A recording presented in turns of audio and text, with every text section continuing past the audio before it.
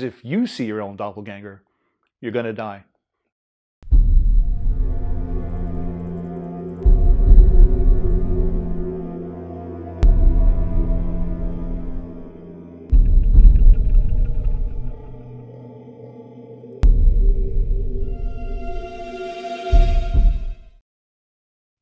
I brought my daughter to school every morning, and the way to get to her school was to drive down Kapanui Boulevard. Not too far from there is where my old boss lived. I remember for a week, every morning dropping off my daughter. On Kapanui Boulevard, I'd see him coming out of one of the side streets in his red Nissan Pathfinder. And he would look directly at me, and I'd wave like this. He'd just give me this strange look, and then look the other way, like that, and drive off. The entire week. When I saw him that Saturday at the old store, the first thing I said to him was, "You know, I've seen you every morning this week when I'm taking my daughter to school.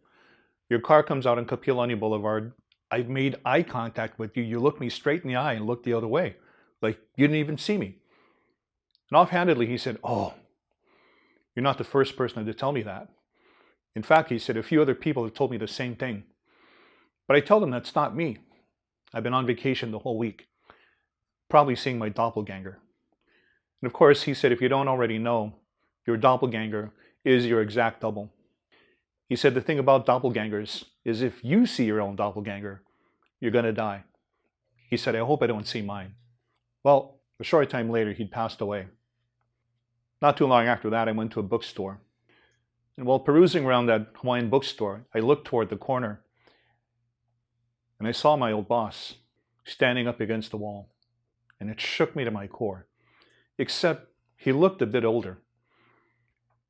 And because I was in this emotional state as I rushed toward who I thought was my boss, it turns out it wasn't him at all. It was an oil painting in a frame on a wall. I then noticed the oil painting was of John Young, Kamehameha's favorite. It was weird. John Young and my old boss looked exactly alike, except the picture of John Young looked a little bit older. A couple of days after that, at work, someone came up to me and said, "Hey, I've seen you every morning this whole week, driving past the bridge in Kaulu'u when coming to town. Every morning, I see you, we make eye contact, I wave, then you look away. Just this dead look on your face." Without thinking, I said, "Oh, you probably saw my doppelganger."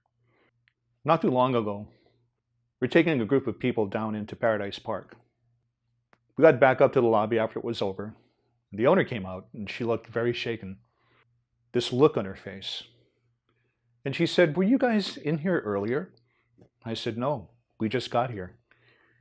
And she took a pause and she said, "I could have sworn it was you because when I looked up at the security camera that faces the lobby, all of you were standing in the lobby, and I thought to myself, oh, they got back pretty early. I better go out there." And she comes out to the lobby. There's no one. We are still down in the park. Doppelgangers are more present than we think, more often than we know, more around us than we realize.